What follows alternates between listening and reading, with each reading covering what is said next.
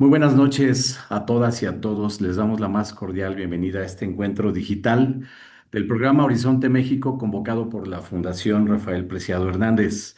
Nos alegra contar con su presencia en esta plataforma. En tiempos de conversación pública rápida y muchas veces superficial, reunirnos a pensar juntos es un acto de responsabilidad cívica. Pensar a México no es un lujo académico, es una necesidad moral, política y ciudadana. La Fundación Rafael Preciado Hernández fue constituida el 26 de agosto de 1993, impulsada por Carlos Castillo Peraza y otros destacados fundadores. Desde entonces ha sido un espacio de análisis, investigación, capacitación y propuesta desde la perspectiva del humanismo político. Actualmente su director general y presidente es el maestro Julio Castillo López. La fundación es con toda claridad un tanque de reflexión y pensamiento que cuenta con 58 asociados, mujeres y hombres de distintas disciplinas como la economía, la filosofía, la política, el derecho, la educación, la comunicación, entre otras, que aportan conocimiento y compromiso para comprender mejor la complejidad de nuestro país. La Fundación cuenta además con un medio oficial de difusión, que es la revista Bien Común, que es un espacio para compartir reflexiones sobre los grandes temas nacionales e internacionales. Los invitamos a seguir nuestros eventos y contenidos en nuestras redes sociales y en frph.info, donde encontrarán además el sitio de Horizonte México. A nombre de la Fundación Rafael Preciado Hernández, muchas gracias por acompañarnos. Sean todas y todos bienvenidos. Para continuar con nuestro programa, le vamos a ceder el uso de la voz a la maestra Cecilia Romero Castillo y al maestro Fernando Rodríguez Duval, quienes fungen como coordinadores de este proyecto.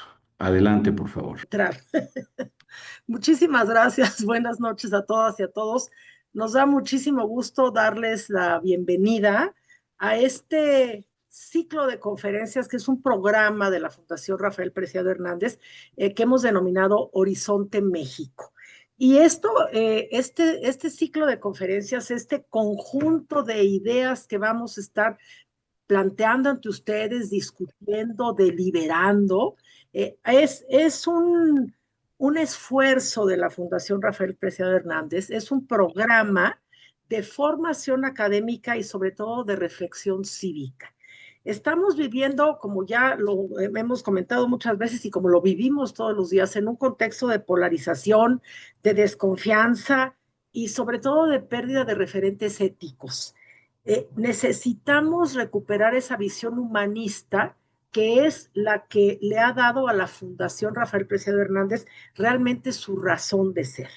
Necesitamos dar una respuesta académica, profunda, sustentada, que nos provea de herramientas para el diálogo, para la conversación, para el debate, para la votación, para la discusión civilizada de las ideas. Necesitamos sobre todo ciudadanas y ciudadanos que tengan las herramientas suficientes para enfrentarse al mundo de hoy, realmente no nada más para dar un discurso aprendido en un documento que nos pasó la inteligencia artificial, sino que sepamos realmente razonar. Y eso es lo que nosotros pretendemos con este ciclo de conferencias que hoy iniciamos. Que lo mejor de la Fundación Rafael Preciado Hernández, algo ya comentaba Benjamín, es, por supuesto, el nombre Preciado Hernández nos dice ya de entrada humanismo, nos dice civismo, nos dice política, nos dice acción, nos dice profundidad. La historia de la fundación nos dice aportaciones, iniciativas legislativas, políticas públicas, testimonio de hombres y mujeres a través de la historia de la fundación. Nos dice también de la fundación su acervo, los documentos, los libros, las investigaciones, las nuevas posibilidades que la fundación ha ido abriendo a través del tiempo. Y sobre todo lo mejor de la fundación, y lo tenemos que decir con mucho orgullo, son sus asociados. Y en este esfuerzo que estamos inaugurando hoy, en este Horizonte México, hemos solicitado y generosamente hemos recibido la aceptación prácticamente de todos los asociados de la Fundación para compartir con todos ustedes sus conocimientos, su experiencia, su especialidad con todos ustedes. La razón de que ellos estén formando parte de la fundación es precisamente esa trayectoria personal que traen. Ahora la queremos poner a disposición de todos ustedes y esperamos de muchos más a través de estos ciclos de conferencias. Estamos iniciando hoy con este ciclo inicial que busca conectar entonces la teoría y la práctica, la erudición con el diálogo, la historia con la vivencia. Más allá de las historias personales, más allá del yo, tenemos que influir en el nosotros, aquí y ahora. Nos da muchísimo gusto entonces iniciar este primer ciclo de conferencias de Horizonte México con estas primeras 5 conferencias. Hoy tendremos la primera de ellas y para dar paso a nuestro conferencista que ya está con nosotros, le voy a pasar la palabra, como lo decía Benjamín, al doctor Fernando Rodríguez Doval, que es, por supuesto, copartícipe, coordinador, amigo, hermano, compañero de este esfuerzo que estamos realizando entre todos. Entonces, Fer, gracias por estar acá. Tienes la palabra, los presentamos. Estimado doctor Fernando Rodríguez Doval, muchas gracias. Nuestro presidente de la fundación está en la antesala de una conferencia en Tamaulipas. Te quisiéramos pedir el favor enorme, doctor Doval, de que nos pudiera anteceder el presidente para que se pueda retirar a su conferencia. Gracias, Benja. Bueno, antes que nada, muchas gracias, querida Ceci, maestra Ceci, doctor Fer, a todos los asociados que están presentes. Veo al doctor Héctor Jaime, veo a Aurora, veo evidentemente a Benja, que es el administrador, a los amigos. Aquí veo a Carlos Moreno, aquí veo amigos de Aguascalientes, amigos de otros estados. Miren, Ceci no lo pudo decir mejor. La fundación tiene más de 50 asociados y es el valor humano más importante que se puede tener. Tenemos especialistas de muchísimos temas y hoy iniciamos con la primera conferencia de este ciclo con una persona que es admirable. Es el única persona política que da clases en el Colegio de Guerra de México, un especialista en seguridad nacional como pocos hay en el país, admirable. Cada una de las conferencias va a ser de ese nivel. Hace como medio año platicaba con Ceci, que Ceci pues es ejemplo de todos los que seguimos este camino, es pilar de esta institución, que necesitábamos darle juego a esos asociados, que no nos servía tener una lista de personas con esa profundidad si no las compartíamos, si no las llevábamos a más personas. Y ella, pues con toda su experiencia, con su maestría, pues diseñó este programa y la verdad mejor no podría ser. Yo les agradezco mucho estar aquí, que sepan que la institución, la Fundación Rafael Preciado Hernández, está abierta para todos ustedes, que generamos investigaciones, generamos documentos, tenemos un podcast y ahora tenemos este maravilloso programa Horizonte México. Gracias a todos por estar aquí y saben que esta es su fundación, que esta es su casa, un lugar entre la academia y la política, más hacia la academia. Les mando un gran abrazo. Y querida Ceci, pues les dejo la palabra aquí a mi amigo Fer, que por cierto ayer presentó su libro en el ITAM, un gran evento, si lo pueden ver en línea, está grabado. Habló Santiago Krill, vio la directora de Ciencia Política del ITAM y evidentemente Fer, que es una eminencia. Pues les mando un abrazote, Cristian, gracias por tu apoyo, gracias por estar aquí, sobre todo gracias por siempre compartir ese conocimiento, esa expertise que te hace estar donde estás y ser ejemplo de generaciones de los que venimos después. Gran abrazo a todos y pues saben que aquí tienen un amigo. Adelante, doctor Fernando Rodríguez Doval, tienes el uso de la voz. Muchas gracias, Benja. Muy buenas noches a todos. Voy a ser muy breve. Muchas gracias, querido Julio, presidente de la Fundación Rafael Preciado, querida Ceci Romero y por supuesto nuestro querido ponente Cristian Castaño. Decía que voy a ser muy breve simplemente para comentar que, como muchos de ustedes saben, en estos momentos el Partido Acción Nacional se encuentra inmerso en un proceso de relanzamiento. Y como parte de ese proceso de relanzamiento, estamos elaborando nuestro proyecto de país, nuestra propuesta para México, aquellas soluciones que consideramos que son indispensables para que podamos construir un país próspero, un país seguro, un país donde reine el bien común, que es uno de nuestros principios de doctrina, como ustedes muy bien saben.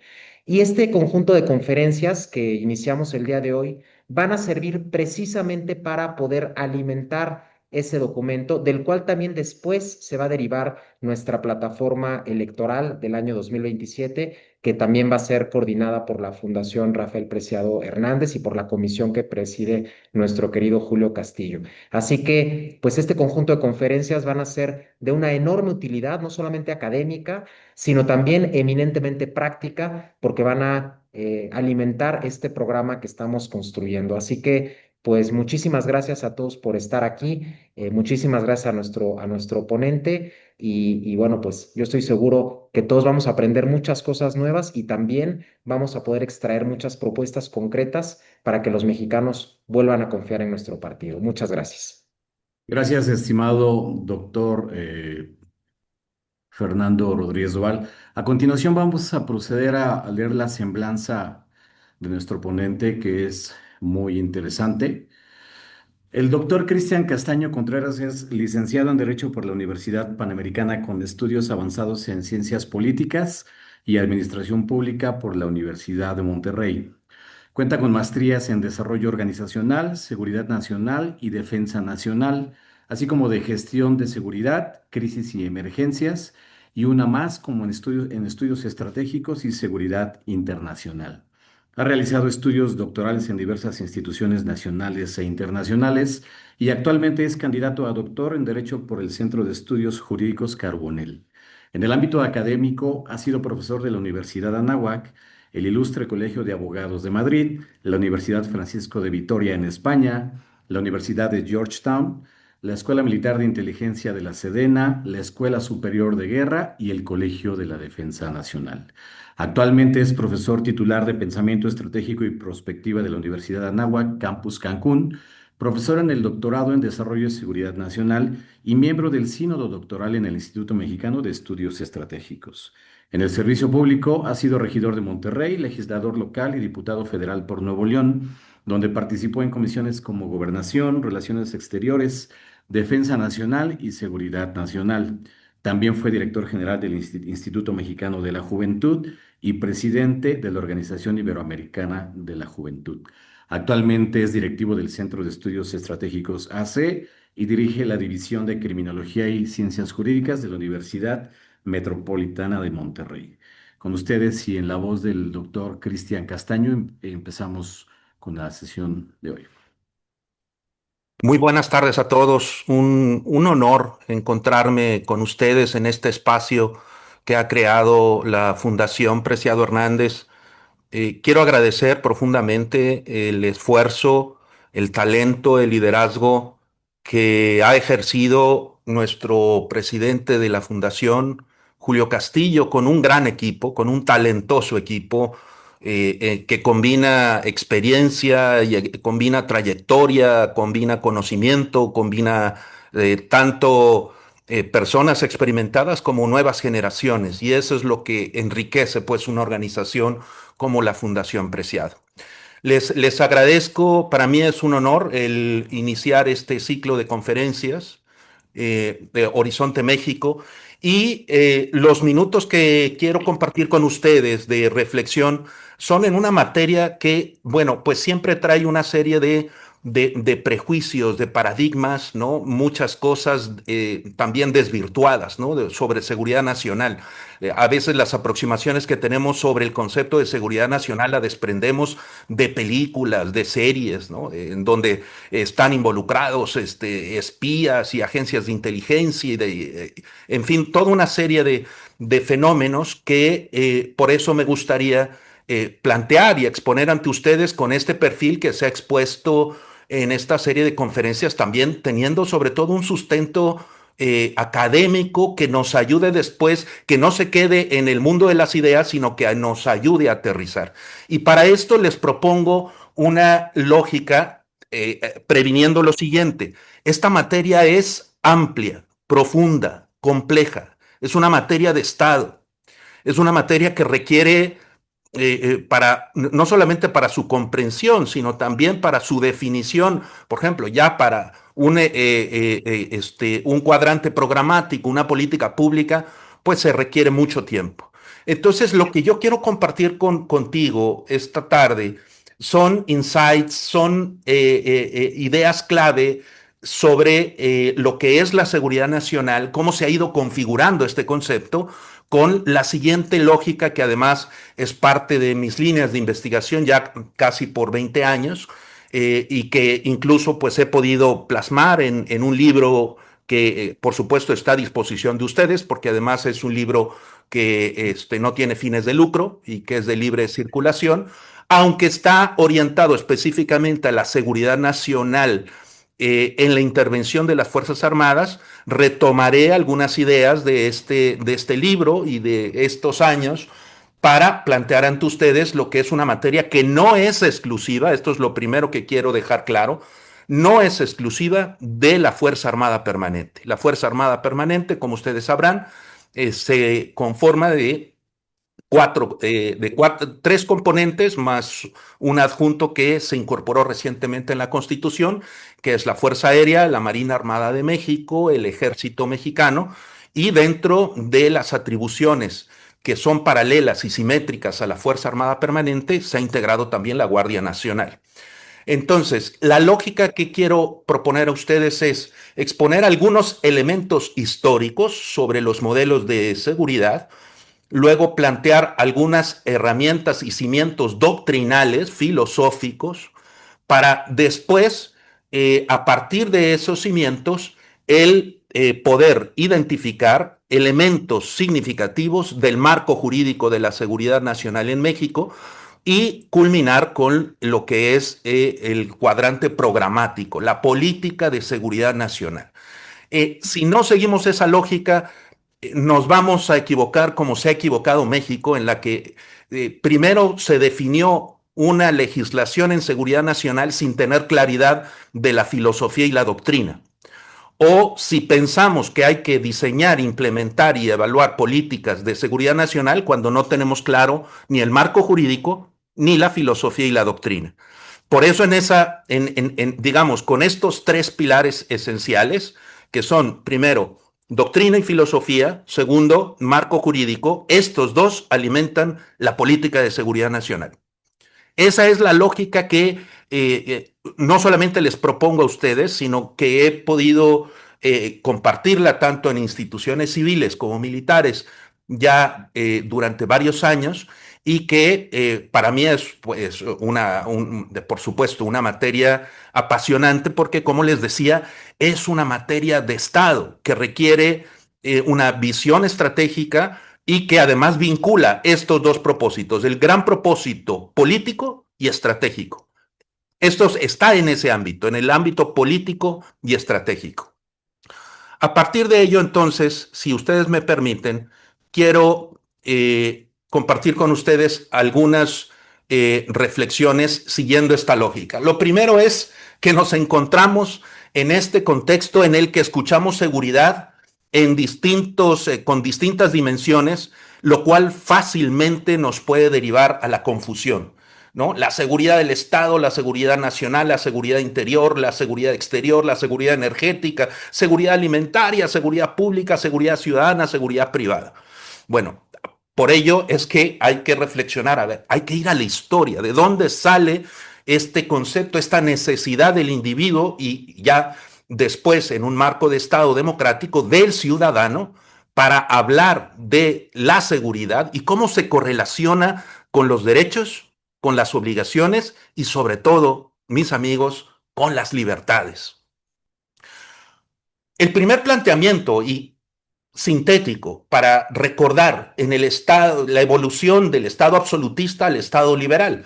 Ustedes recordarán que en estados totalitarios, absolutistas, en los imperios, en los reinos, pues la seguridad se enfocaba especialmente a proteger la vida, el patrimonio y el estatus de la élite, de la monarquía, como poder de esta élite, como sistema de poder y como sistema político.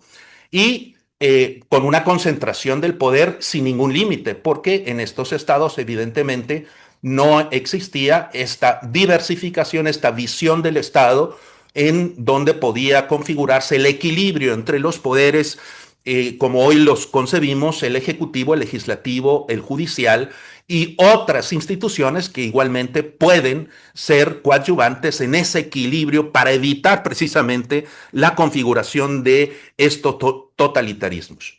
Ante ello, la evolución en el Estado liberal, podemos ya visualizar que la seguridad se convierte, ¿sí?, en una obligación primero del Estado, en esta reflexión, ¿no?, muy del constitucionalismo cuando se consolida, en donde la seguridad es una obligación del Estado porque el Estado tiene el monopolio de la fuerza, pero enfocado precisamente, sí, a preservar el patrimonio, la vida y la integridad de los ciudadanos. Y por supuesto, un requisito fundamental, la estabilidad del régimen, entendida esta, es la estabilidad del Estado como la preservación del estilo de vida.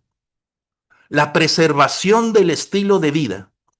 Este concepto se los recalco porque de ahí surge una de las aspiraciones nacionales, que es parte de la doctrina de seguridad nacional, aspiraciones nacionales, o que se traducen después en intereses nacionales, ya en la concreción del Estado, y luego en objetivos nacionales, cuando se concreta en el ciudadano, en que es parte de lo que, de la gran aspiración de un individuo como ciudadano en la sociedad: preservar el estilo de vida, preservar la forma de vida, preservar las tradiciones, cultivar y preservar las libertades, preservar, no solamente es el patrimonio y la integridad y la vida, sino el esquema de vida. Aquí este es un primer rasgo que nos va a derivar después a lo que ya se configura dentro de la doctrina, un concepto de seguridad nacional.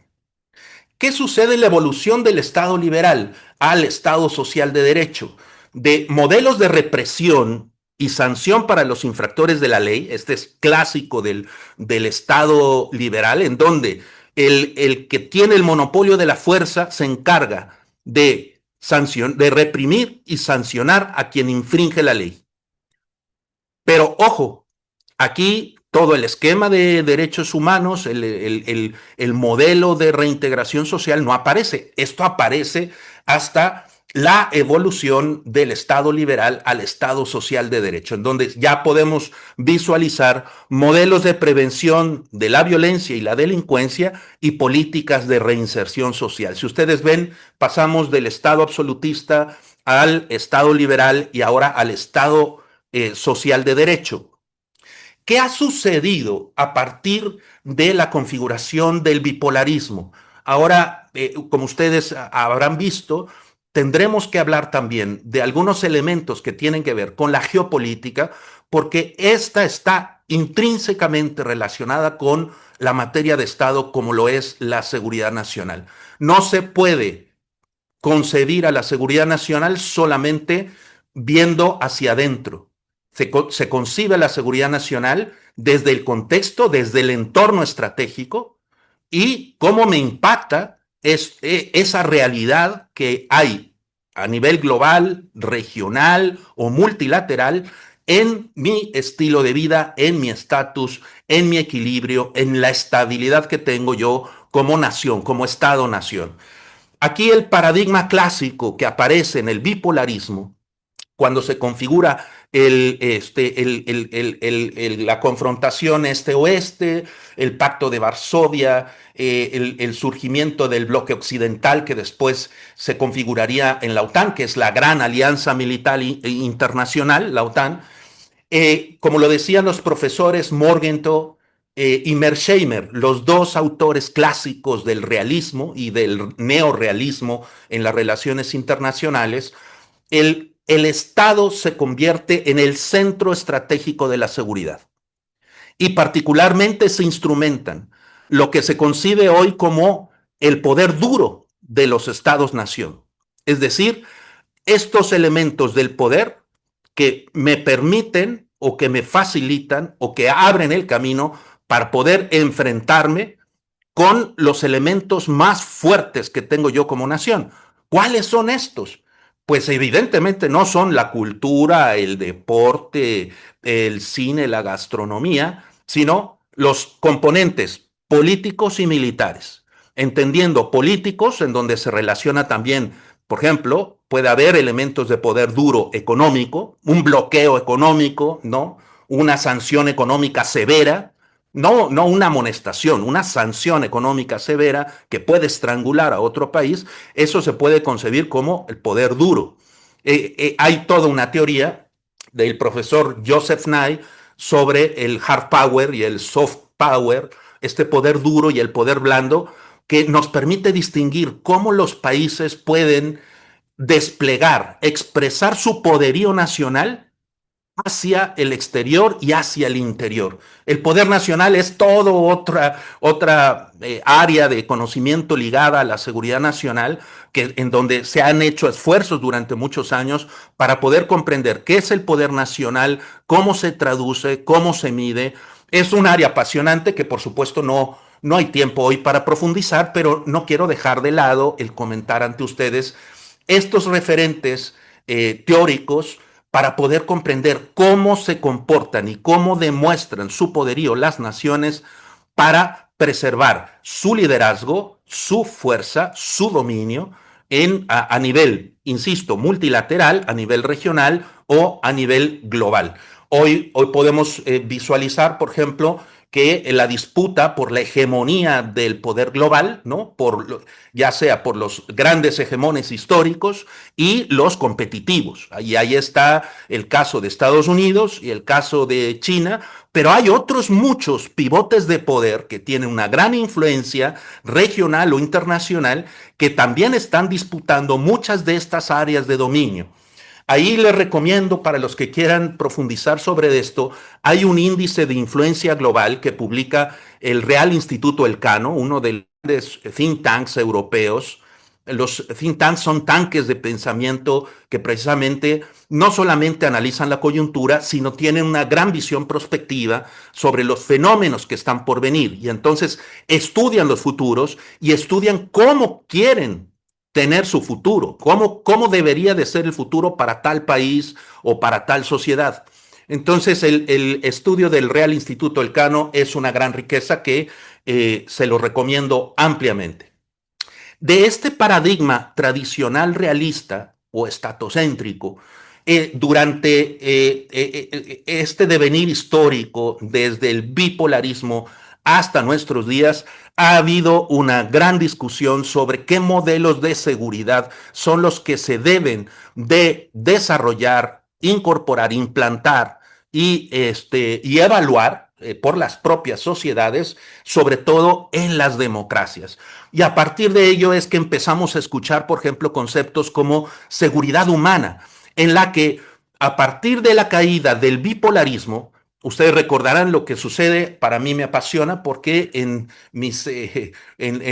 digo yo, mi primera juventud, hoy parece engañoso, ¿no? Pero me siento en la segunda juventud, pero en la primera juventud me tocó la caída del muro de Berlín, la caída del bloque soviético, el resurgimiento de las democracias, especialmente en Europa del Este. Y bueno, ante la caída del bipolarismo, se pensaba, se presumía que el orden global se iba a convertir en un monopolarismo, ¿no? En un gran polo, en un gran hegemón en el que Estados Unidos se erigiría como el gran hegemón sin disputa alguna. La historia nos ha demostrado y hoy podemos afirmar que eso no sucedió y que ha configurado, especialmente en estas dos últimas décadas, con equilibrios y desequilibrios, se ha configurado un multipolarismo. En la primera década de este centenio podemos hablar de un multipolarismo más estable y especialmente en los últimos 10 años un multipolarismo inestable. ¿Qué es el multipolarismo? Esto que decía, distintos pivotes de poder disputándose la hegemonía regional o global, disputando el dominio, ya sea en los ejes político, económico, militar, cultural. Ojo con esto, ¿eh? Generalmente pensamos que las potencias son, ¿cómo definimos una potencia? Por el PIB. Bueno, cuidado, porque en nuestra materia y para poder comprender la expresión de la fuerza, del dominio de las naciones, tenemos que hablar de distintas dimensiones, no solamente del PIB. Por eso es que el profesor Joseph Nye habla del poder blando de las naciones, que muchas veces tiene mayor penetración y mayor fuerza. Y fíjense ustedes, el ejemplo claro de cómo hay países que tienen una gran penetración por su expresión cultural, ¿no? Porque vamos adquiriendo expresiones culturales o gastronómicas, artísticas, ¿no? Los grandes grupos sudcoreanos, un ejemplo muy concreto, y la influencia que tienen a nivel occidental de un país oriental, cómo tienen influencia en los países occidentales. Es un claro ejemplo del poder blando de las naciones. Entonces, ven ustedes este dilema, cómo hemos ido derivando del Estado, de la visión estatocéntrica, en donde el Estado era la preservación, la seguridad era la preservación del Estado como centro neurálgico, a una discusión en donde es el ser humano, es el modelo antropocéntrico. El ser humano se convierte en el centro.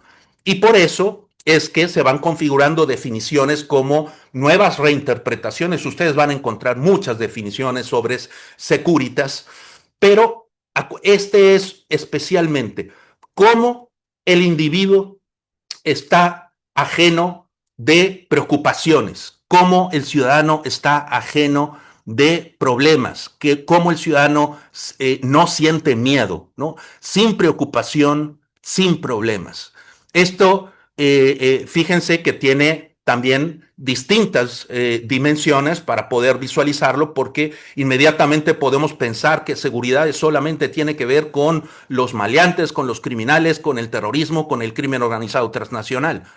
Hay toda una serie de fenómenos que van evolucionando y se va configurando la seguridad en este ámbito nacional, de la seguridad de las naciones, en donde no solamente son los arquetípicos tradicionales que pueden afectar la estabilidad de una sociedad o la tranquilidad de una comunidad. Entonces se van diversificando también en fenómenos naturales o en fenómenos antropométricos, ¿no? En donde ya no son las amenazas tradicionales las que se visualizan, sino que pueden ser, por ejemplo, un accidente en una nucleoeléctrica. Bueno, pues eso puede afectar de gran manera la estabilidad o la viabilidad de una parte considerable de la sociedad. Y no tiene que ver necesariamente, no necesariamente tiene que ver con el crimen organizado o con el terrorismo internacional. Un antecedente importante que ustedes tengan registrado: la primera ley de seguridad nacional es la que se expide en los Estados Unidos en 1947, en la National Security Act, que, como ya hemos dicho, tiene una visión, cuando surge esta legislación, tiene una visión estatocéntrica, ¿no? Es el Estado y es el hard power, es el poder duro, el que se utiliza para preservar la estabilidad y la seguridad del Estado. Hay tres escuelas que han estado debatiendo durante especialmente estos últimos 25 años, cuáles son los modelos de seguridad que se deben de implantar en democracia. Una que es a la que me he referido, los tradicionalistas, muy sustentada en el realismo y el neorrealismo de las relaciones internacionales, estatocéntrica y el poder duro. ¿Cómo preservo la seguridad? Hay que tener más inversión y más desarrollo tecnológico en los componentes militares y en los instrumentos de mi poder duro.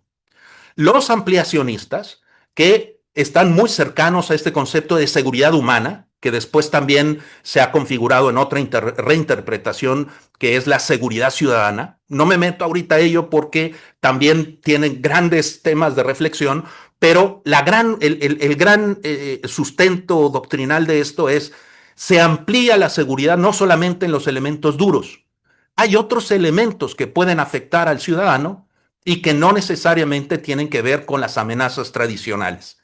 Y hay una tercera escuela que critica particularmente la segunda, estos son los críticos, en las que señalan, oye, cuando tú a todo le quieres ver seguridad, seguridad ambiental, seguridad alimentaria, seguridad energética, seguridad privada, seguridad pública, seguridad interior, seguridad exterior, dices, oye, esto es una securitización y esto dificulta de manera científica, nos desconfigura para poder aproximarnos a lo que debe de ser, al deber ser, al marco ético de la seguridad. Planteo los tres ejes académicos de discusión sin llegar a una conclusión, aunque por supuesto yo me aproximo más a una concepción ampliacionista, pero sin llegar a la securitización en la que todo es seguridad. Porque esto también puede llevar, sobre todo cuando hay estados que tienen democracias frágiles, esto puede ser un riesgo para la propia sociedad. Como les decía, en esta visión ampliacionista, en la que yo tengo una mayor aproximación teórica y política, aquí también se conciben, se incorporan factores de origen natural, ¿no? Los grandes desastres naturales que pueden poner en riesgo la estabilidad, el orden, la armonía, la paz en una sociedad, o los de orden antropogénicos, como les decía, ¿no? Una gran explosión, un gran accidente en una núcleo eléctrica, algún accidente o algún error humano. Por supuesto, estamos hablando de accidentes o errores que están directamente vinculados a la decisión y a la conducta humana para que puedan ser considerados de orden antropogénico. Bueno, pues así como hemos dicho esto, esa dinámica bipolar que evolucionó a lo que hoy configurábamos como el orden multipolar inestable, ¿por qué es multipolar? Repito, porque hay distintos pivotes de poder que están en conflicto. Les doy un dato nada más, o sea, la Federación Rusa hace 2 años se salió del acuerdo que había asignado un compromiso internacional y que el compromiso especialmente sometía a los Estados Unidos y a los aliados integrados en la Alianza Atlántica, en la OTAN, y a la Federación Rusa respecto al incremento de armas nucleares. Bueno, la Federación Rusa se ha salido hace 2 años de ese compromiso vinculado al desarrollo y producción de armas nucleares. Pero otro dato adicional, nunca como hoy han habido nunca en la historia del mundo como hoy, han habido tantas naciones, cerca de 2 decenas de naciones, que están desarrollando capacidades nucleares. Por eso es que este multipolarismo inestable, por supuesto, rompe con los paradigmas que habíamos visto, por ejemplo, en la primera década de este siglo, y hoy las hipótesis de conflicto y las hipótesis de guerra, como la realidad nos está demostrando, han aumentado. Este dato no lo pierdan también. Déjenme aterrizar en México.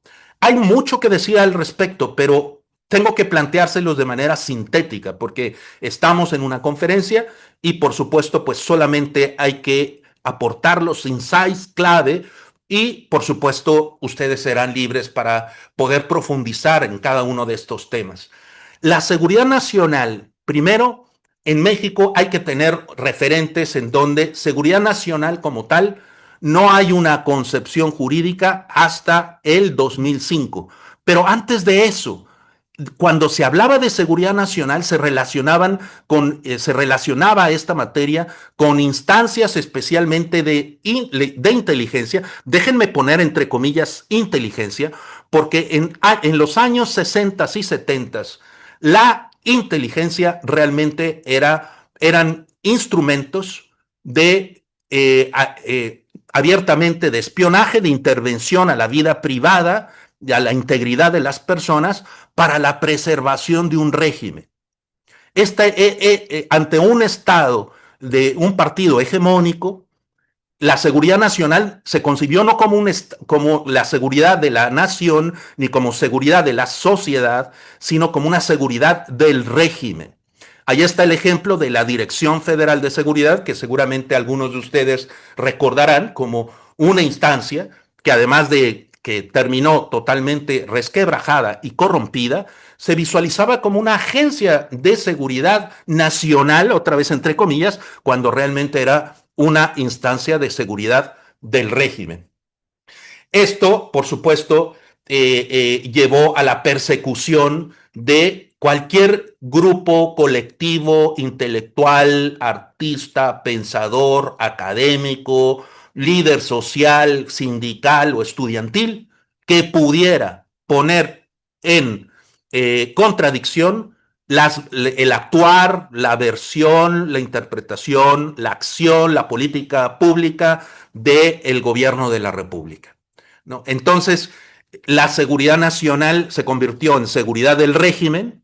Eso era, no era seguridad nacional, era una seguridad del régimen, y las instancias que se decían de seguridad nacional se convirtieron en instancias represoras, persecutoras y represoras, con una gran amenaza y atentados a las libertades fundamentales del individuo, ¿no? En donde esta concepción errónea permitió que el Estado mexicano utilizara todos sus medios para prevenir, controlar y atacar toda acción que pudiera poner en duda la legitimidad del régimen. Después de los años 70 hay una revaloración de los servicios de inteligencia. No crean que es en el 71. Estamos hablando que estos son procesos que duran años. Estamos hablando que finales de los 70 hasta finales de los 80, fíjense nada más, estamos hablando entre 10 y 15 años, que hay una visualización y una identificación de una gran necesidad de tener agencias de inteligencias profesionalizadas, y en donde empieza a ver aquí el rol también de la lucha por las libertades y la lucha por la democracia. Impulsaron también que hubiera transformaciones muy relevantes en estas instancias.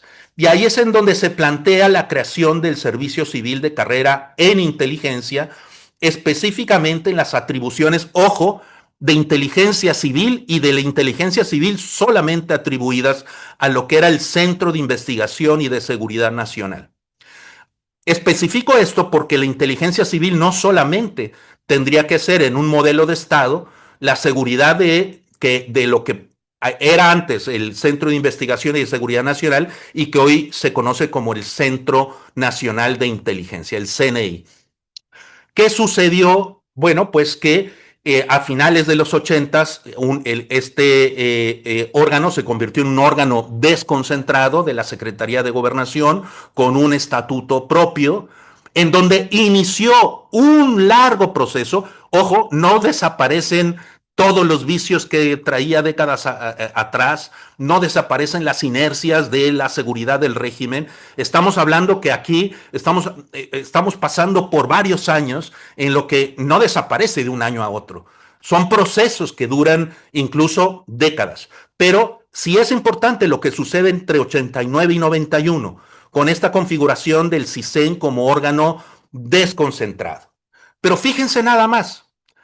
Aunque en 1982, en el Plan Nacional de Desarrollo de Miguel de la Madrid, por primera vez en un instrumento programático, en un plan nacional, se habla del concepto de seguridad nacional, no es que se plasma en un ordenamiento jurídico hasta el 2005. Y fíjense con quién es con el presidente Vicente Fox. El presidente Vicente Fox, bajo la presidencia del presidente Vicente Fox, el Congreso de la Unión primero hace una reforma en el 2004 ustedes saben que requiere atribuciones para legislar en seguridad nacional, con una concepción, desde mi punto de vista, débil, porque habla de legislar en materia de seguridad nacional y de las investigaciones que se deriven de ello. Cuando uno lee el texto constitucional, de las investigaciones que deriven de ello, cuando yo hablo en medios académicos, todo el mundo se pone a ver, ¿se referirán a nuestra tesis doctoral? ¿Se referirán a la tesis de maestría? No, evidentemente el legislador, entendiendo la materia, se refería a la inteligencia para la seguridad nacional, pero no lo puso así. Habló de investigaciones. Y bueno, son errores que yo hablo y describo, analizo, pues, tratando de aportar y de nutrir la reflexión sobre nuestra materia en este libro del que les hablaba, de Seguridad Nacional y Fuerzas Armadas, un modelo de seguridad nacional para México que dejaré disponible para cualquiera que esté interesado. Entonces, en 2005 se expide la Ley de Seguridad Nacional. Esta es una ley reglamentaria del artículo 89 de la Constitución. Ahorita hablaré un poco de esto, pero quiero rápidamente nada más para que ustedes vean cómo podemos distinguir la seguridad pública de la seguridad nacional, porque llevamos, ahí sí me atrevo a decir, llevamos por lo menos desde que nace jurídicamente la seguridad nacional en nuestro país, tenemos una confusión entre lo que es seguridad pública y qué es seguridad nacional. A temas de seguridad nacional los queremos meter en seguridad pública, a temas de seguridad pública los queremos meter en seguridad nacional. Hay fenómenos de seguridad pública que pueden evolucionar y convertirse en riesgos o amenazas a la seguridad nacional. Pero hay que distinguir estos ámbitos, empezando por la doctrina a la que me he referido y en segundo lugar por el marco jurídico. El artículo 21 constitucional es el que nos ayuda a concebir la seguridad pública, que por cierto no solamente tiene que ver con la investigación y sanción de los delitos. Hay un componente fundamental en el texto constitucional, en el artículo 21, revísenlo ustedes. El primer elemento de la seguridad pública es la prevención de los delitos. La prevención. Uno pensaría, bueno, seguridad pública, pues es persecución, investigación y sanción. No. La seguridad pública, el primer cimiento que tiene la seguridad pública es la prevención. Esto nos debería dejar pensando. Tendríamos que tener una política de Estado en materia de prevención de la violencia y la delincuencia, que no hemos tenido. Lo dejo también como insumo ante ustedes. Pero ven, ustedes ven en este diagrama cómo un elemento de seguridad pública puede evolucionar dependiendo de estos elementos: presión dominante, presión dominante, amenaza, factor adverso. No me meto ahorita a distinguir cada uno de estos, pero estos elementos nos ayudan a gradualizar qué nivel de afectación puede tener un fenómeno. Debo de tratar igual al ladrón de carteras que a la organización criminal transnacional.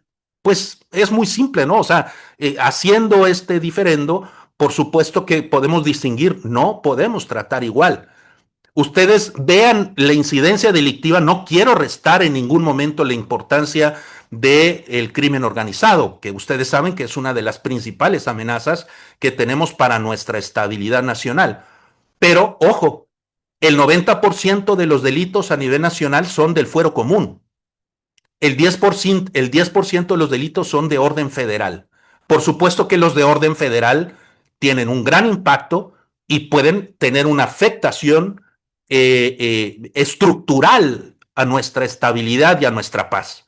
Entonces, doy la estadística, pero no minimizo. El porcentaje no significa que una sea más importante que otra. Las dos son fundamentales, es más, para poder concebir esa visión de Estado a la que me he referido. Quiero plantearles la definición y luego contrastarla con la que tenemos en la ley para que vean ustedes las diferencias. La definición doctrinal que tenemos de seguridad nacional actualmente es esta. Es una condición. ¿A qué se refiere? Un estadio de las cosas. Que es necesaria, es una condición necesaria que proporciona el Estado. Hay que hablar del Estado en su configuración más amplia, no solamente el gobierno. Es el gobierno, es el orden legal, es la sociedad, para garantizar la prevalencia de su integridad territorial, su independencia, soberanía, Estado de Derecho, su estabilidad política, social y económica y la consecución de sus objetivos nacionales. Los objetivos nacionales, en síntesis, son esto que hablamos, las grandes aspiraciones que tiene una sociedad, pero traducida ya en política de Estado. En algunos países, porque hay que hablar, la seguridad nacional se ha configurado tanto en democracias como en autocracias. Pero déjenme hablar de las democracias. En las democracias, la seguridad nacional se ha configurado para preservar, en algunos países les llaman objetivos vitales, lo que nos permite ser como nación, lo que nos permite ser nación, lo que nos garantiza seguir siendo nación. Y fíjense lo que he dicho, seguir siendo nación significa futuro. Y como es futuro, necesito visualizar qué amenazas tengo, qué riesgos tengo que me están impactando ahora o que me pueden impactar mañana. Por eso la visión de futuro es fundamental.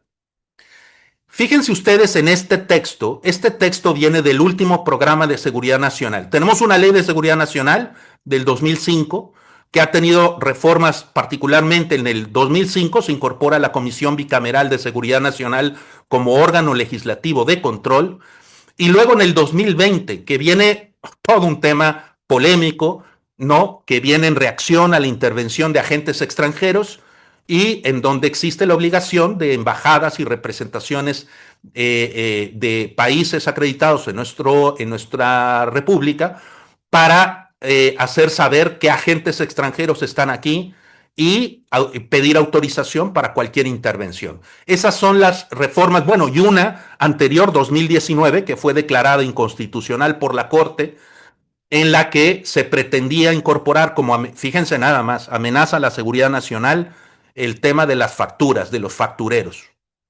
No minimizo la gravedad del delito, ¿no? Por esta acción de los factureros, la defraudación fiscal y el fraude fiscal, evasión, etcétera.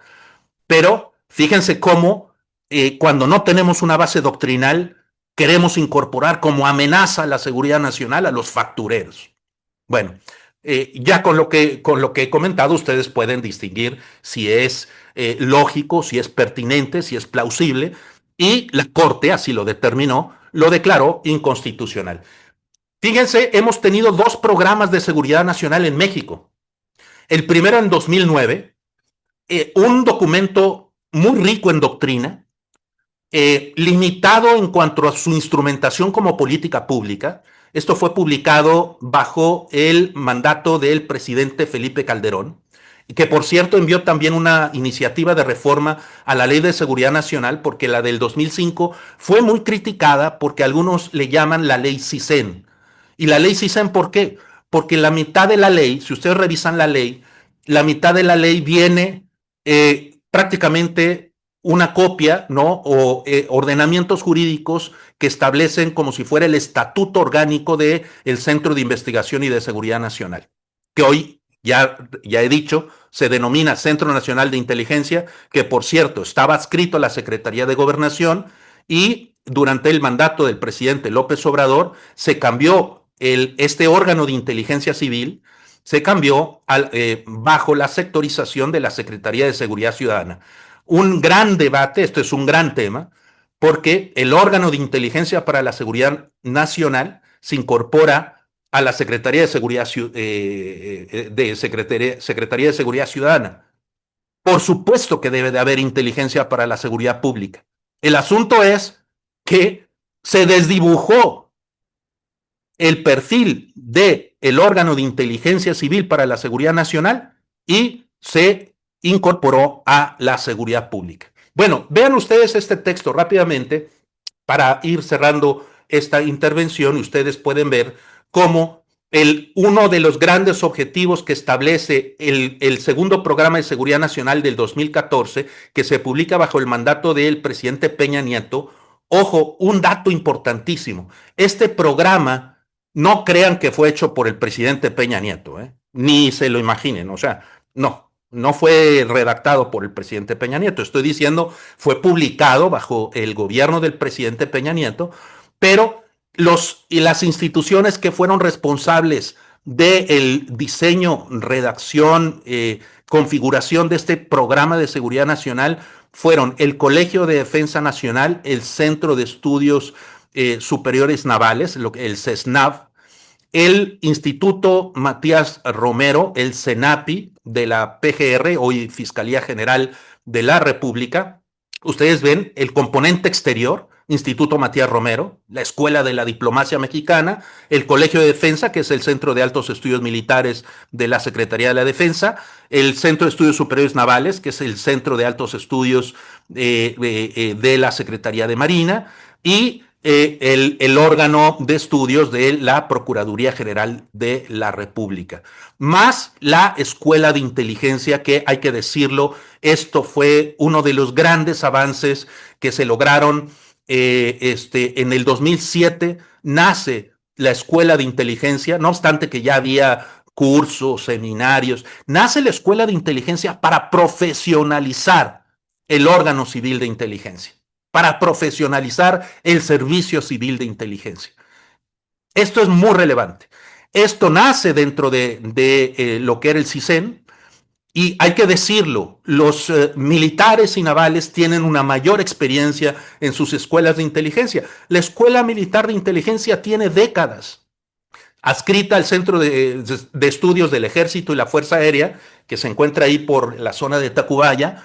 Ahí ustedes pueden encontrar, es un centro apasionante, ahí está ubicada la Escuela Militar de Inteligencia, en donde se ha buscado durante lustros la profesionalización de elementos del Ejército y la Fuerza Aérea, ahora también Guardia Nacional, en los servicios de inteligencia. Hay que hablar, la inteligencia para la seguridad nacional no solamente puede ser un órgano, debe de ser un órgano. Tiene que ser la inteligencia civil y la inteligencia militar en conjunto. Parte de doctrinal fundamental con esa visión de Estado a la que me he referido es cómo logramos en nuestro país el consolidar una comunidad de inteligencia. Primer requisito, tener una sola doctrina de inteligencia, que ese es uno de los grandes desafíos. Hoy cada quien tiene su doctrina. Los militares de la Sedena tienen su doctrina, los navales tienen su doctrina, los civiles tienen su doctrina, y ese es el gran parte de los desafíos que tenemos como nación. Ustedes ven en este mapa parte de los riesgos y amenazas que hoy enfrenta el mundo. ¿Cuál es la característica de este mapa? Que no tiene fronteras. Hoy las amenazas, tanto las tradicionales como las no tradicionales, las amenazas no tradicionales son amenazas emergentes, son amenazas que son poco distinguibles. ¿A qué me refiero? Que pueden conjugar, por ejemplo, las amenazas tradicionales. Bueno, oye, un país que le declara la guerra a otro. Hay una amenaza tradicional, la hipótesis de conflicto y la hipótesis de guerra. Pero ¿qué sucede cuando hay un grupo no estatal que está financiado por un gobierno para atacar a una sociedad tercera o a un gobierno tercero? Estamos hablando de una amenaza híbrida, una amenaza no tradicional. Y es parte de lo que hay que comprender en este nuevo entorno geoestratégico para poder diseñar nuestra política de seguridad nacional. Les hablaba del orden jurídico constitucional. Aquí está la obligación del Ejecutivo Federal para preservar la seguridad nacional conforme al 89, fracción sexta. La Ley de Seguridad Nacional, a la que me he referido, del 2005, es la ley reglamentaria precisamente de este artículo.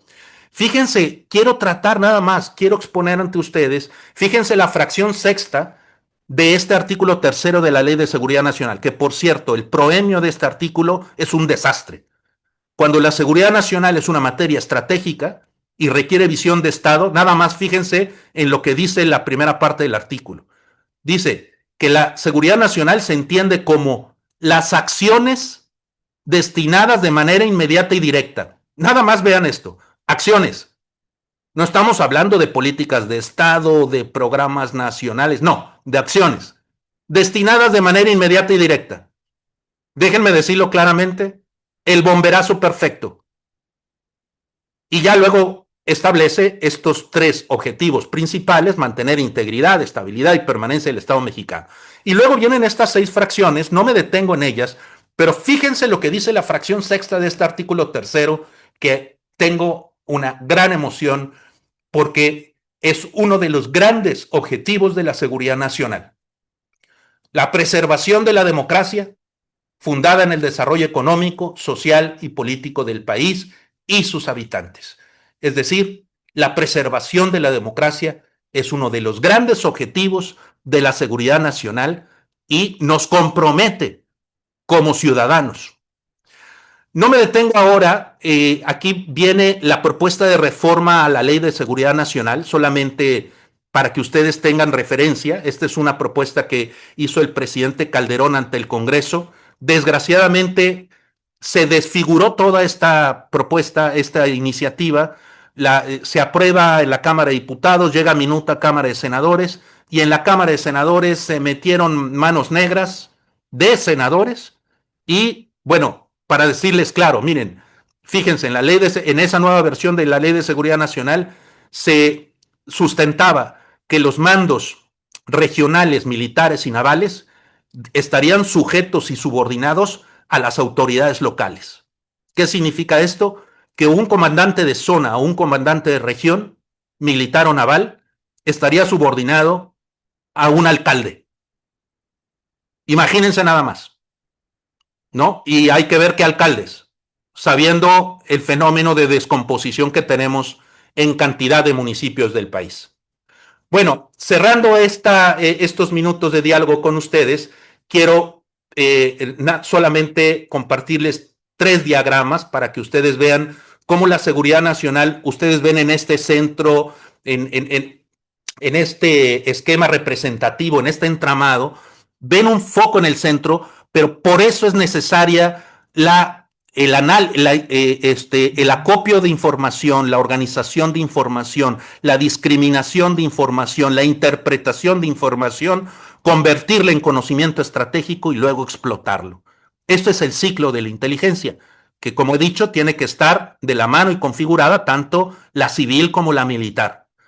Cuando hay un fenómeno hoy en lo que son el contexto FANI o BANI, ¿no? O VICA, volátiles, inciertos, complejos y ambiguos, que son términos para poder representar la realidad de los ambientes y contextos actuales, es difícil cuando vemos un fenómeno, queremos interpretar que lo primero que vemos, esa es la realidad. Cuidado, si ves tú hay un entramado y por eso se requiere la inteligencia. Pero cuidado, porque la inteligencia sin control puede derivar en autoritarismo y puede afectar las libertades individuales. Por eso sí, México necesita un sistema de inteligencia. De hecho, en el segundo programa de seguridad nacional se plantea el objetivo de crear un sistema de inteligencia. Increíble, en el Plan Nacional de Desarrollo de López Obrador se retoma exactamente el mismo texto de crear el sistema de inteligencia. No se hizo. En los objetivos que tiene la presidenta Claudia Sheinbaum, se retoma otra vez, aunque hablan de consolidar el sistema de inteligencia. Yo me atrevo a no estar de acuerdo con ello, porque si no tenemos un sistema de inteligencia, ¿qué vas a consolidar? Primero tendríamos que hablar de una doctrina común, de un marco jurídico claro, que con controles legislativos y judiciales. La inteligencia del Estado requiere controles legislativos y judiciales. Y en esta visión de Estado ustedes ven cómo se genera conocimiento transdisciplinario.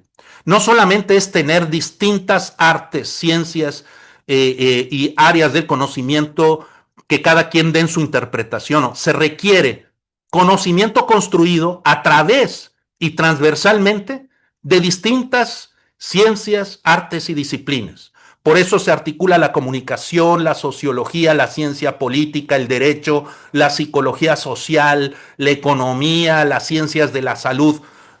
Esto debe de generar conocimiento transdisciplinario para visualizar cuáles son los desafíos, cuáles son los retos, cuáles son los riesgos, las amenazas de seguridad nacional y entonces los objetivos. Objetivos a preservar en donde a partir de un programa de seguridad nacional hablamos de doctrina, luego hablamos de marco jurídico, luego hablamos de la política de seguridad nacional, que por cierto, el último programa de seguridad nacional es el del 2014, porque el presidente López Obrador no publicó programa de seguridad nacional y hasta el momento el actual gobierno no ha publicado una política de seguridad nacional. Les recomiendo, los que estén más interesados, leer ese programa de seguridad nacional del 2014, porque no tiene desperdicio, tiene limitaciones, no profundizo sobre ello, pero seguramente los que tengan interés podrán abundar sobre ello.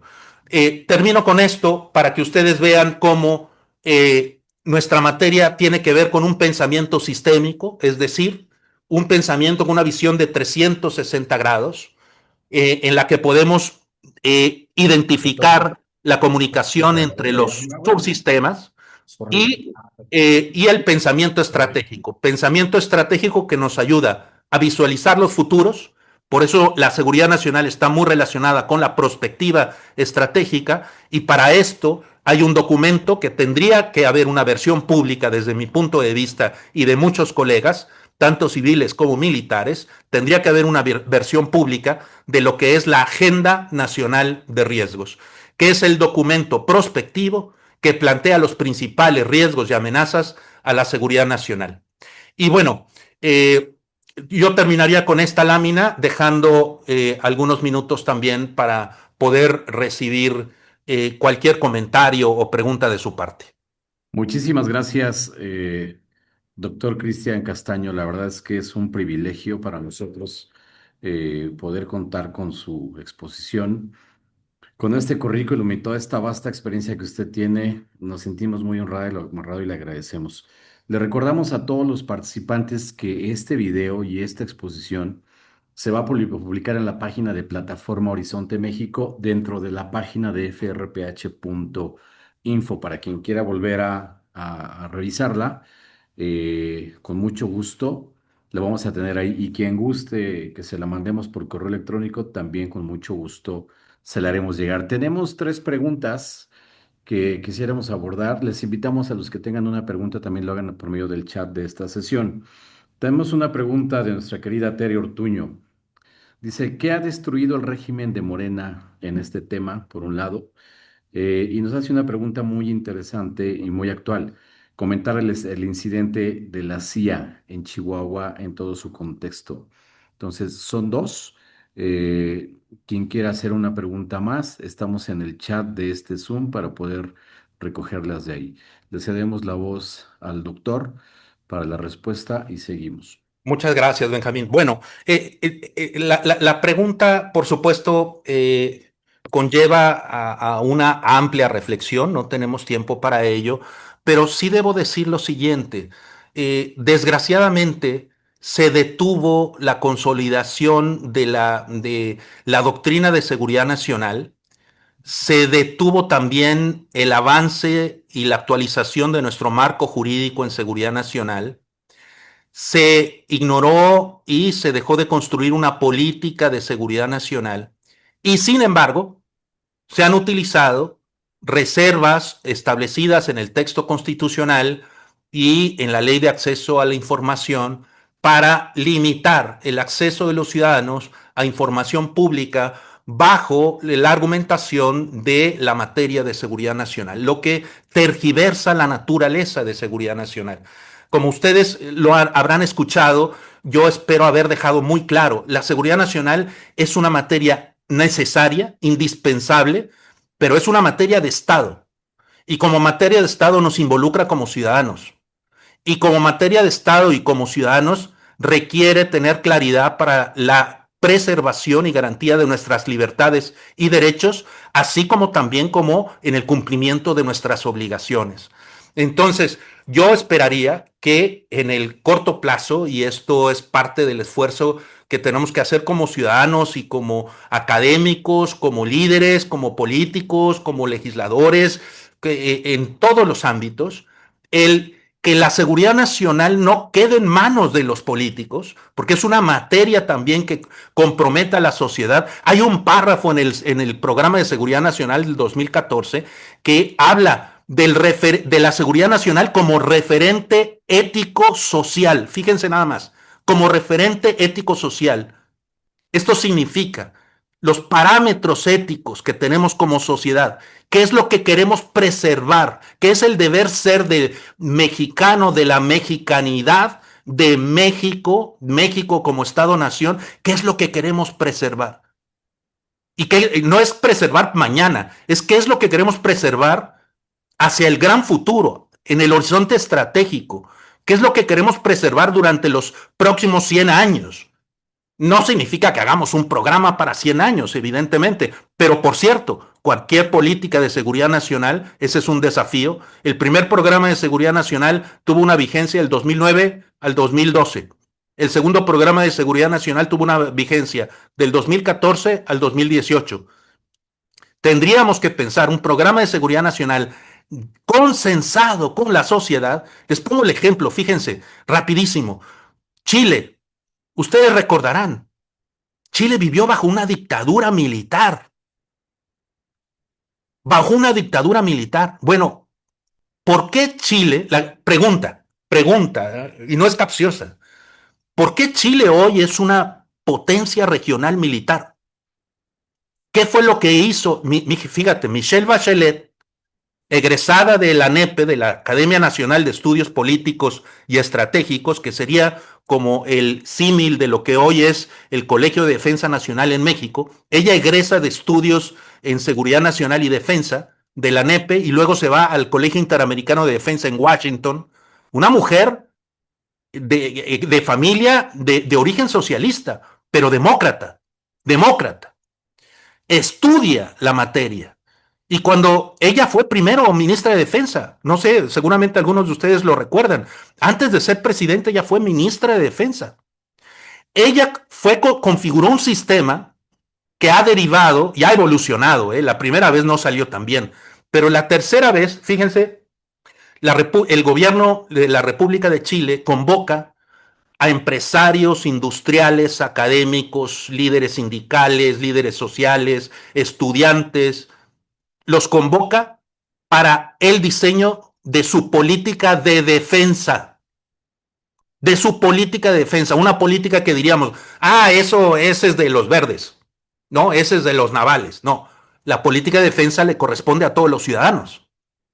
Y eso es lo que inicia Bachelet, que fue evolucionando y en el la tercer política de defensa, que fue publicada hace tan solo 2 años, hicieron un proceso de verdad que yo incluso lo he sugerido en distintos ámbitos, porque es un proceso que se abre a la sociedad, que se abre al sector productivo, a los académicos, al sector social, a los sindicatos, para discutir estas materias. A lo mejor primero nosotros tendríamos que discutir qué es seguridad, qué queremos que sea seguridad nacional, qué queremos que sea inteligencia, incorporar, sí, defensa. ¿Por qué? Porque la seguridad nacional tiene estas dos vertientes, la seguridad interior y la defensa de la nación. Y bueno, asunto también que está en curso y que nos falta información respecto a la intervención de los agentes de la CIA. Debo decirles, miren, revisaba el día de ayer, por lo menos están documentadas en los últimos años 46 intervenciones de agentes de la CIA, entre otras agencias. Llama la atención de la CIA porque generalmente son agencias del Departamento de Justicia. Las agencias del Departamento de Justicia de los Estados Unidos que están más involucradas en temas, por ejemplo, de combate al crimen organizado transnacional son evidentemente la DEA y la ATF, ¿no? Que es la Agencia para el Control de Armas de Fuego y Explosivos. Entonces, la ATF y la DEA.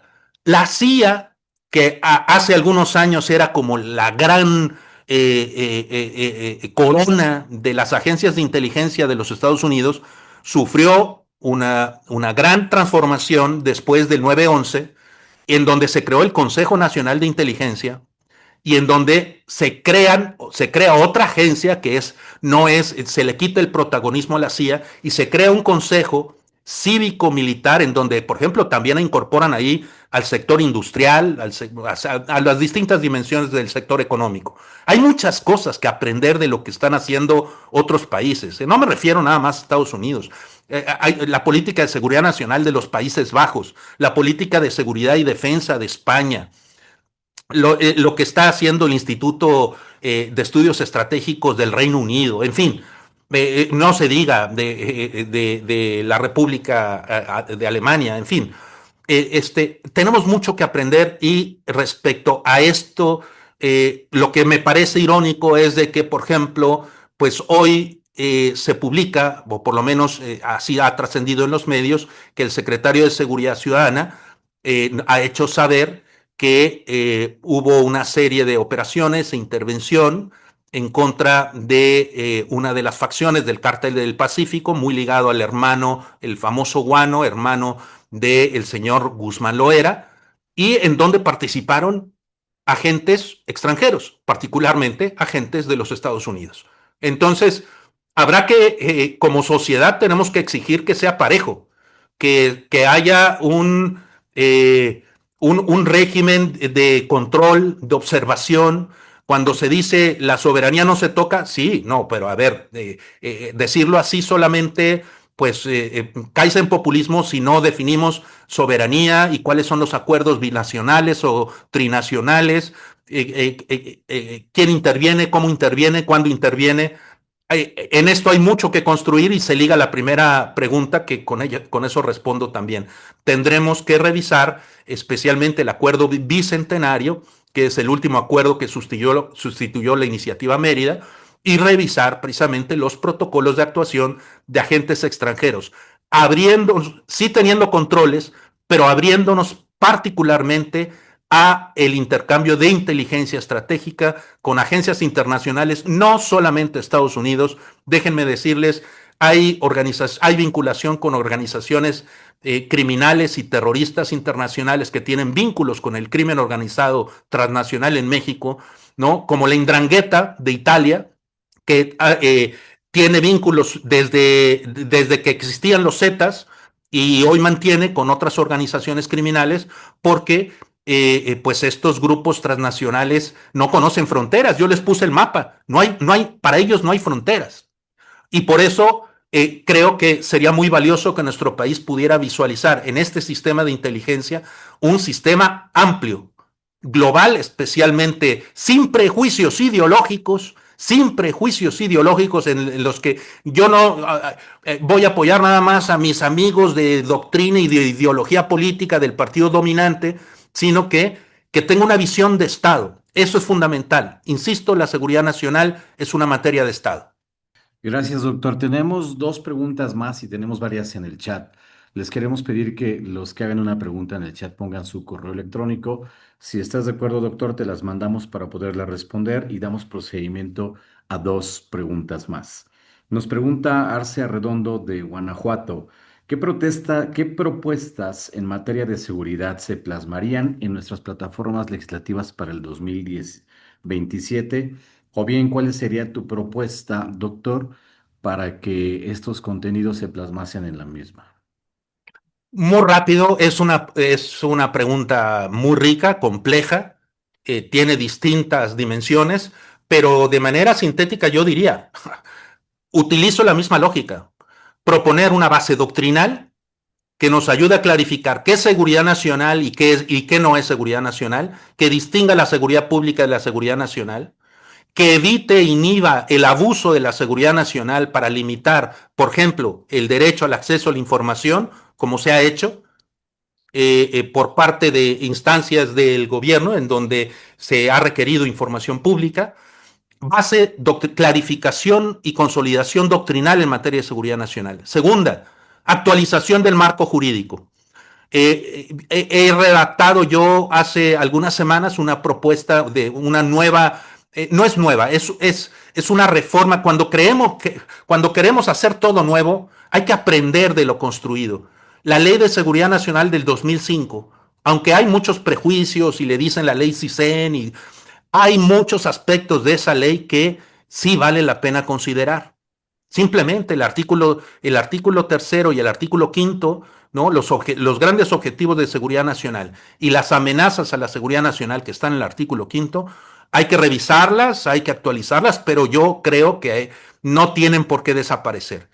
Pero hay que actualizar esa ley de seguridad nacional, hay que incorporar, darle fuerza a la Comisión Bicameral de Seguridad Nacional, yo formé parte de la Comisión Bicameral.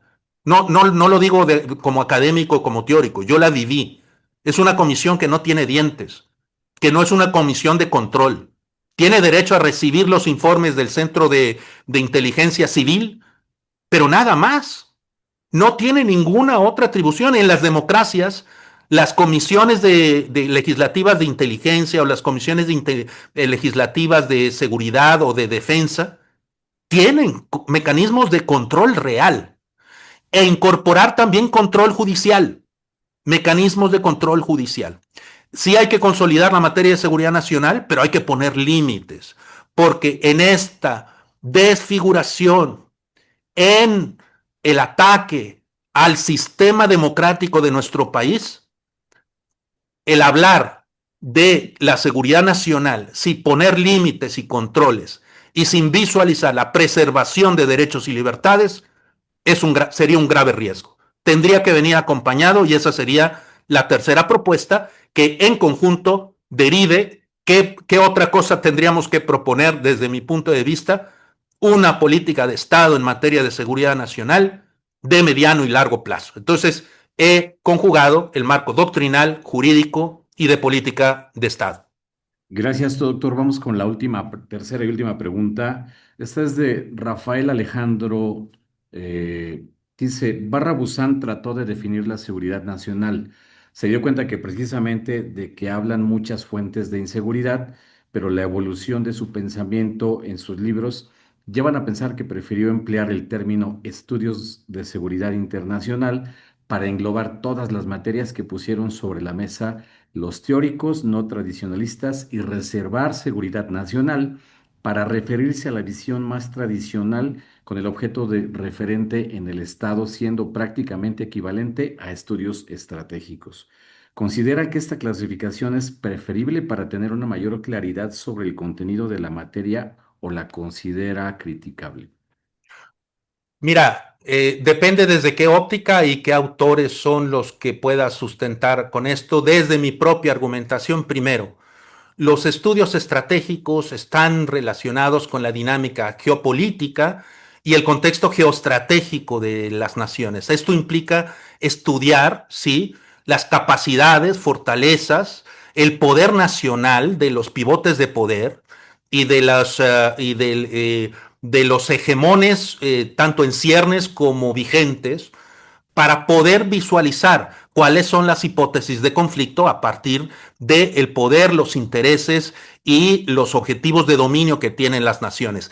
Eso lo configura en estudios estratégicos y seguridad internacional. En seguridad nacional, ojo, en seguridad nacional hay muchos que sustentan, tiene que ver solamente con el orden interno. La seguridad nacional no es así. Tanto a nivel doctrina, aunque tenemos limitaciones, yo les he expuesto en este diálogo con ustedes, les he expuesto limitaciones tanto de orden doctrinal, jurídico, como de política pública. Pero habrán visto, sí, que hay cosas que son muy valiosas de lo que sí ya se ha construido. A nivel doctrinal, ya concebimos a la seguridad nacional en dos dimensiones, la interna y la externa.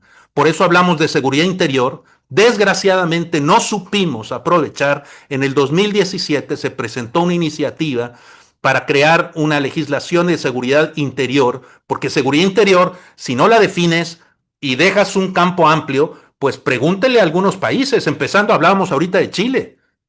Bueno, seguridad interior puede significar en un estado autocrático graves amenazas a la dignidad humana y a las libertades fundamentales. Hay que definir seguridad interior.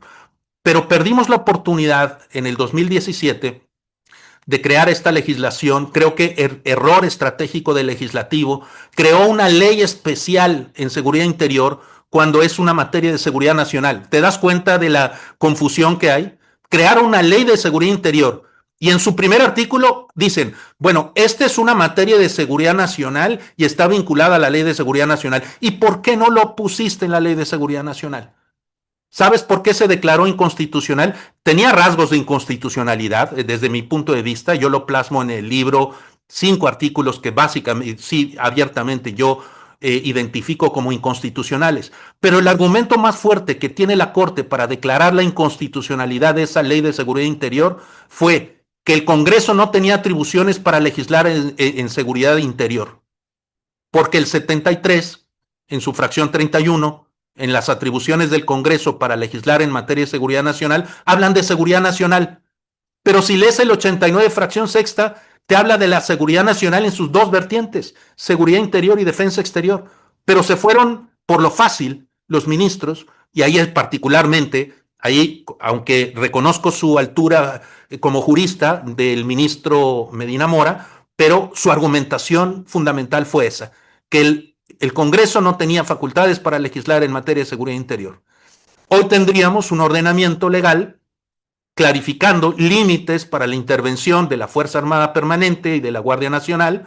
Tendríamos herramientas para obligar a los estados y municipios a prevenir, a invertir, a fortalecer sus capacidades en materia de seguridad, cosa que hoy seguimos arrastrando. Fíjense la gran crítica que teníamos con el presidente Fox y que heredó Calderón y que siguió con Peña Nieto, y bueno, luego ya le convino a López Obrador, es que los estados y municipios pierdan capacidades o se deslinden de la materia de seguridad y que la queja con Fox, Calderón y Peña Nieto es no se desentiendan estados.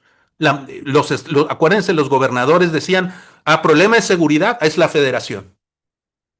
Lo que ha pasado desde el régimen de López Obrador es más bien la concentración de fuerzas, de capacidades, de consolidación de un modelo centralizado y de debilidad de las capacidades, de las atribuciones, del financiamiento y de la potencialidad de estados y municipios. Tenemos que repensar el modelo y espero que estos minutos de reflexión con ustedes hayan despertado el interés en una materia que, insisto, es una materia de Estado que requiere estadistas. Y cuando hablo de estadistas, alguien va a decir, estás hablando del jefe del Ejecutivo. No, estadistas es el que tiene visión de Estado. Estadista es el que no solamente ve las próximas elecciones, sino las próximas generaciones. Estadistas somos tú y yo, como ciudadanos plenos. Y eso es lo que he querido transmitir con ustedes, despertando el corazón de ciudadanos, como lo somos, en una materia que, como verán, puede ser apasionante y que tiene un impacto en nuestro país como Estado y como nación. Muchas gracias, Cristian. De verdad, nos dejas pues con muchas ganas de seguirte escuchando, pero bueno, el tiempo ya para variar se está cumpliendo. De verdad, te agradecemos muchísimo tu intervención.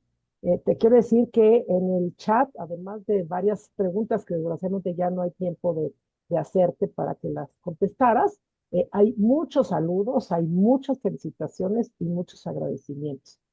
Nos ha dado mucho gusto también ver que el día de hoy, pues entraron muchos amigos de Nuevo León, porque tú allá vives. Hola, Tere. Y bueno, muchos otros, ¿no? La verdad, además de reiterarte pues el agradecimiento, pues compartir con todos ustedes el gusto, la satisfacción, la alegría del éxito, desde mi punto de vista, y creo que es compartido por todos ustedes, de esta primera eh, presentación, primera conferencia de este primer ciclo de Horizonte México.